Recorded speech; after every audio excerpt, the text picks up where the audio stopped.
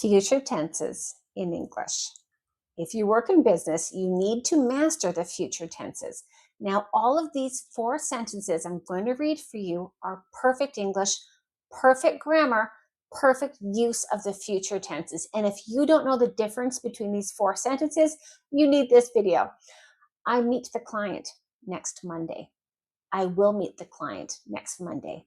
I'm going to meet the client next Monday. I'm meeting the client next Monday. Do you know the difference? Do you know when and where to use each of these? If you don't, watch this video. We're going to dive deep into this essential part of business English grammar, future. We're always talking about future in business, future projects, future meetings, future plans. Whatever the case may be, you do need to use future tense in business English, but you need to be using it correctly. We're going to dive deep into these 4 different tenses, look at similarities, differences, and at the end of the video I'll give you a quiz to make sure you've locked in learning. For those of you who don't know me, I'm Melissa B. Duarte. I'm the author of the Global Business English Mastery Series. I'm here for all things business English. Let's jump in. Okay, so the first one we're going to tackle here is the present simple. I'm starting with the present simple because most students avoid the present simple when it comes to future because people are not very comfortable using it. Of course, you learn present simple when you were first beginning your English journey. I brush my teeth every day. I drive to work. This is a repeated event. It's habitual actions. Same goes for business English. If you meet with a client the first Monday of every month, then you're going to use the present simple. You use this for something that's set in your schedule. If something's already set in your schedule, think about as a train timetable or flights coming in and out of an airport. The flight leaves at 9 tomorrow. The flight leaves at 9 tomorrow. We're using present simple for a future event because it's already set in a schedule. Or we meet every Tuesday at 4. Not we are meeting, we meet every Tuesday at 4. It's a repeated event or it's in a schedule. So we use this a lot when we're talking about things that are fixed in a schedule, already written in our schedule, or it's a repeated event. So when I say I meet the client next Monday or I meet the client Monday, I'm talking about the future, but because either it's already in my schedule or it's a repeated event. That's when we use the present simple. Okay, next one is I will meet the client next Monday. So using will, this is decisions. This is a bit trickier than present simple. Present simple was easy. I mean, we have something that's a repeated event or fixed in a schedule. Will is a bit different. Will can be a prediction that you feel or think, but not based on evidence. I'll explain that in a second. Will can be a decision at the moment of speaking.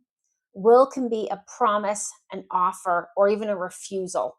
So when we use will, if I say I will meet the client or I'll, just so you know, as the more advanced you get in English, you want to contract. To say I'll meet the client next Monday is more advanced than I will meet the client next Monday. Just so you know, not for written English, but for spoken English, contract all the time, makes you more fluent, makes you sound more advanced, more native level. So I will.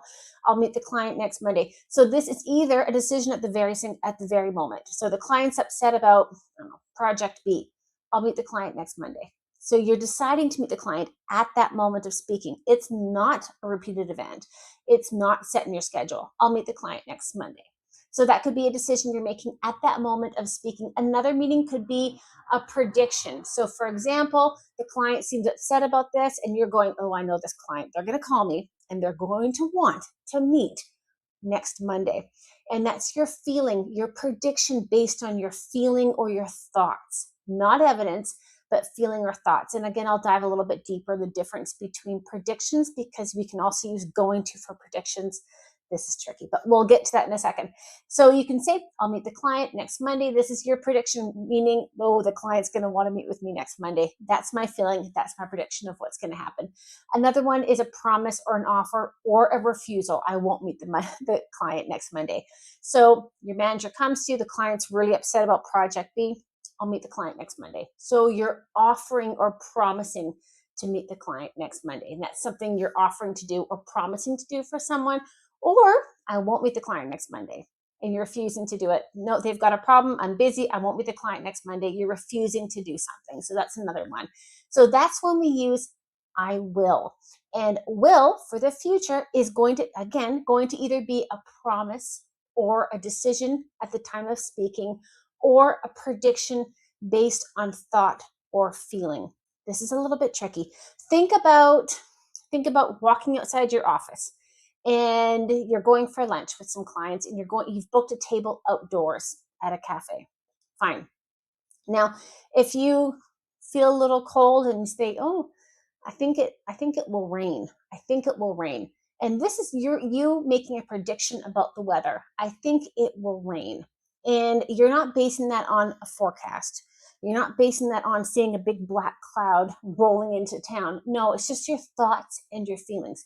So when a prediction is based on thoughts or feelings, you use will. Whereas, and we're going to jump into it next, going to is a prediction based on facts. So if you're walking out to go meet a client, you've booked an outdoor table, and then you see a big black cloud moving towards the city. Or you look at your forecast and it says 80% rain. It's going to rain. That's a prediction based on evidence. We'll dive into that a little bit in a second. We did present simple, which is schedules, repeated fixed events. Okay. Will was a bit trickier. Will is decisions at the moment of speaking. I'm cold. Oh, I will close the window the very moment. The client's unhappy. Oh, I'll call them. I'm deciding at that moment of speaking. That's when we use will. Or it's a prediction based on thought or feeling. The client will love this presentation. That's my feeling. Those are my thoughts. Or it will rain later. That's my feeling. That's my thoughts. So this is when we use will, and will and going to are a little bit different. So when we use will for predictions, we use will for decisions, for offers and promises. I'll call the client later. I'm promising to do something. I'll fix that mistake right away. I'm promising to do something. So that's when we use will. Now going to kind of overlaps with will when it comes to predictions, but it doesn't overlap when it comes to future plans or intentions.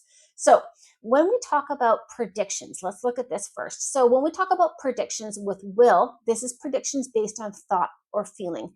When we use going to, which is where we are now, we're using this for predictions based on evidence or facts. So like I had with will, I'm sitting with a client, we're sitting at an outdoor restaurant, and I think it will rain. And that's just based on thoughts or feelings. I think it will rain. That's my prediction. Or if I see a big dark cloud rolling into the city, coming towards the cafe, or I look at my phone and the forecast says 80% chance of rain, then now I have evidence. I can see something's going to happen. I can see my cloud. I can see evidence, or I can look at a forecast. That's my evidence. So then we would say it's going to rain. Now, why this is so important in business English, if you work in sales or you work in pitching or you're trying to convince clients of something or your management of something, you want to use going to. If you say, for example, this pen will increase our sales by 40% next year. That's a prediction based on your thoughts or feelings. Well, thoughts or feelings don't hold a lot of weight in business. Facts and evidence does.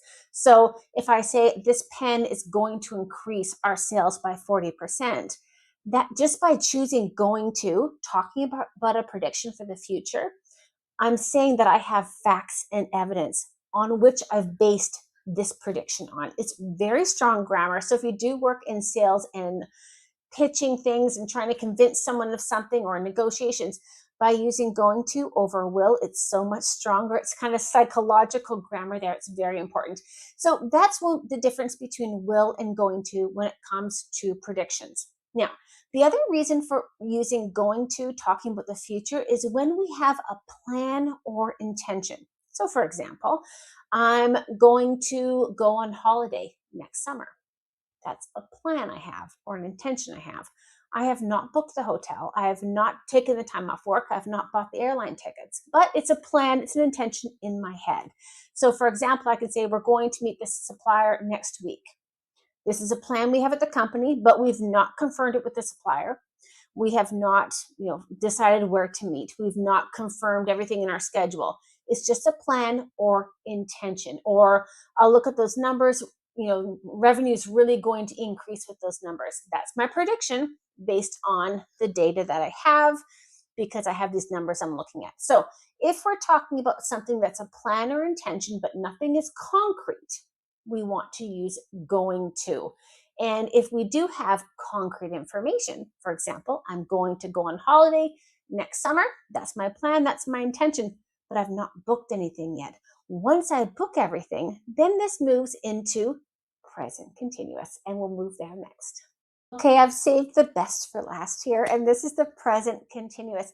Now, a lot of students who are upper intermediate and even advanced level, I really hear students avoiding using present simple and present continuous when talking about the future, because it doesn't connect. When you're learning English, you learn, present continuous as in right now. I am watching a video. I am speaking. I am sitting. What's happening at the moment? But this is used also for the future. And this is probably, and like I said, I saved the best for last. This is probably more common in business English than will or going to, because we use going to for plans and intentions, an idea in our mind of a future action. Now, once we've made that action concrete, if we've arranged something, then we want to switch to present continuous. I'll give you an example here. So when I was talking about going to, I'm going to go on holiday next summer. I'm going to go on holiday next summer. I'm going to go. I'm going to visit Canada next summer. So this is something, it's a plan or intention I have, but I've not booked the hotel. I've not bought the plane tickets. I've not booked time off work. Once I book my hotel, once I buy my plane ticket, once I book the time off work, it's a concrete plan. It's an arranged plan. And this is when you must switch to present continuous. I am visiting Canada next summer. I'm going to Canada next summer. And this is the present continuous for future concrete fixed planned events.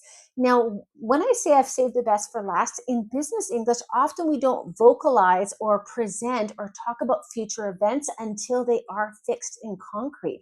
So you wouldn't say, I will go to Canada next summer. I'm going to go to Canada next summer. If you've actually arranged things and fixed things and it's concrete and solid, and you've done things to arrange a situation for the future or an action for the future, you want the present continuous. So for example, this is so common if you have a fixed day, fixed time, fixed place, or arrangement. So for example, what are you doing tomorrow? Oh, I'm meeting the CEO at 10 a.m. tomorrow.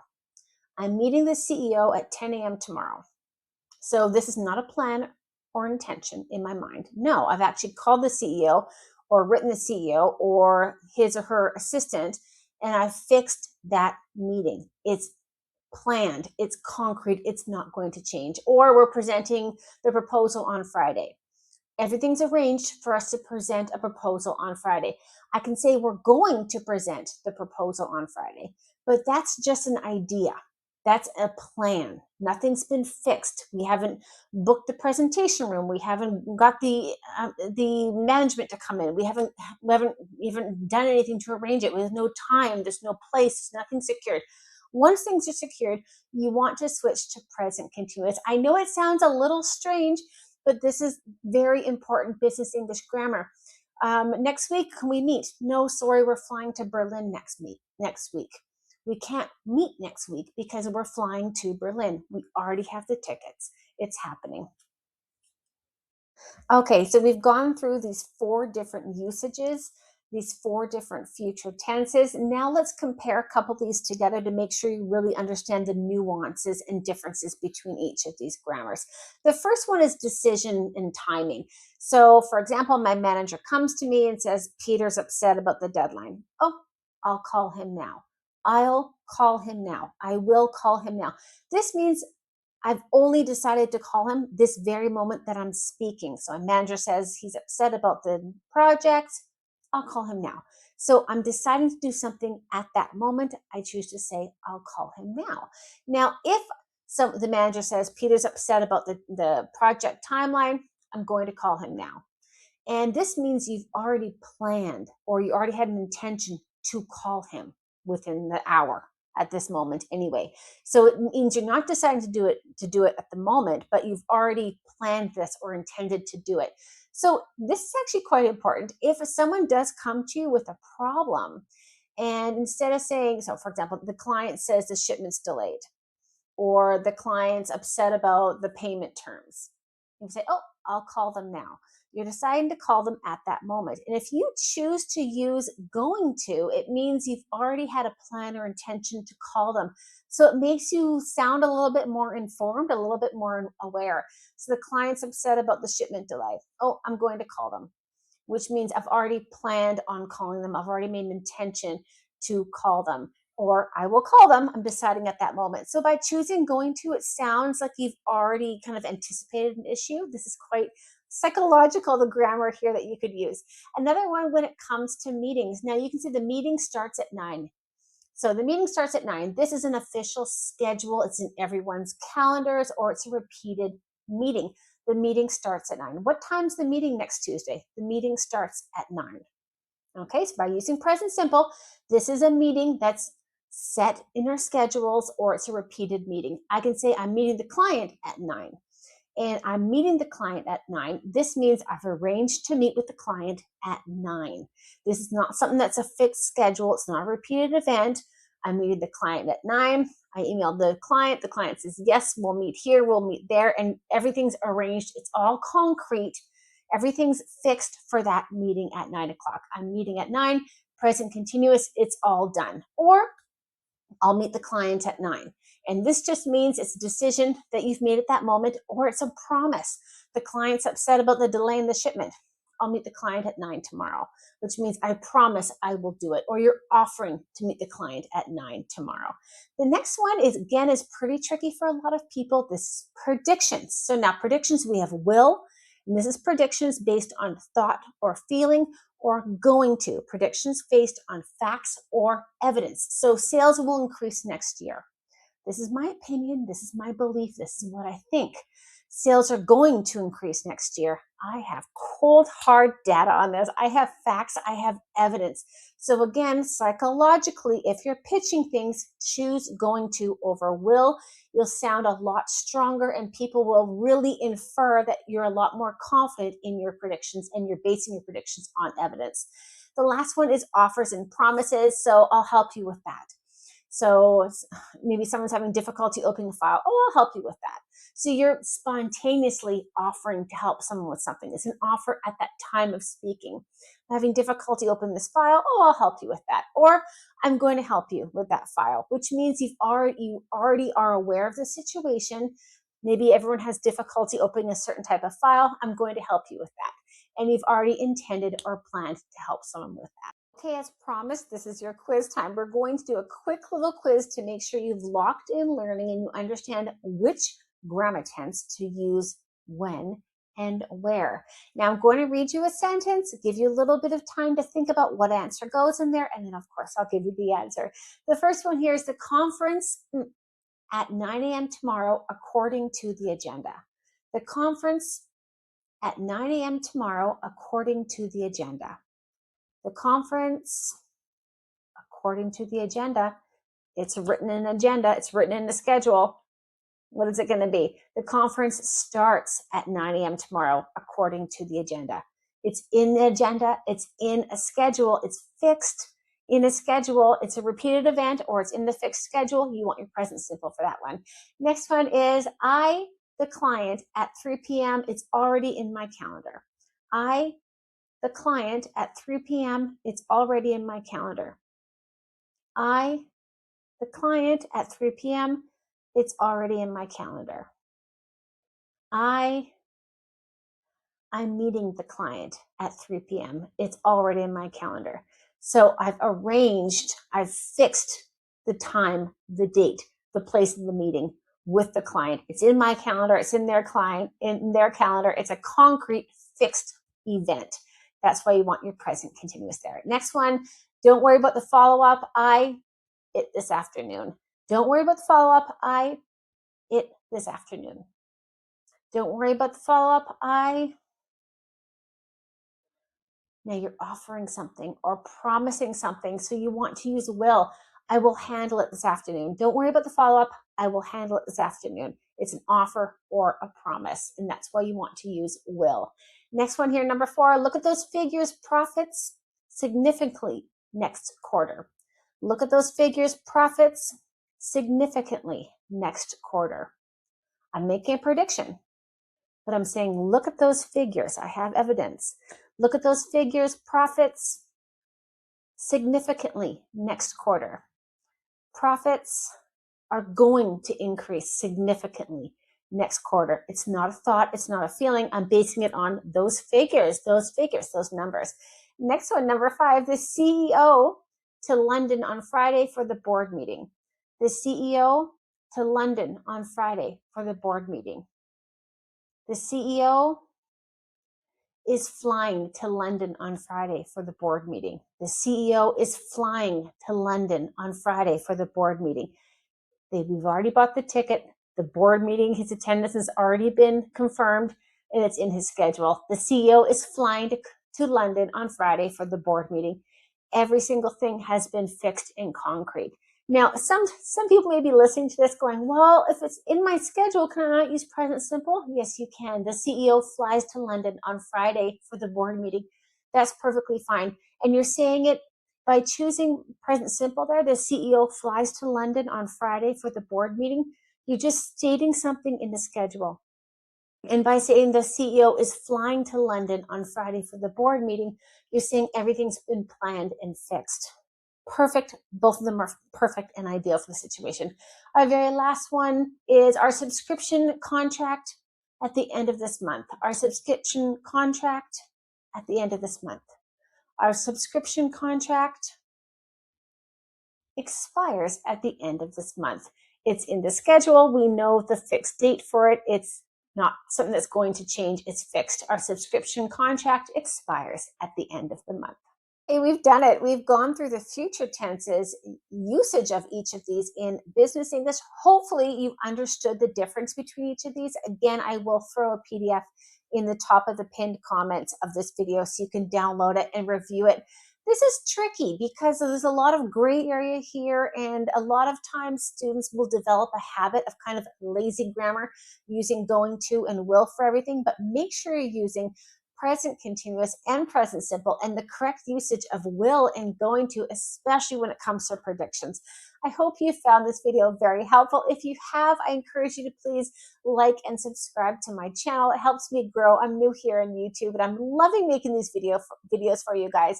Let me know in the comments of other parts of business English grammar or English grammar that's a little tricky for you, and I'd love to make a video for you guys. Thank you so much for joining me.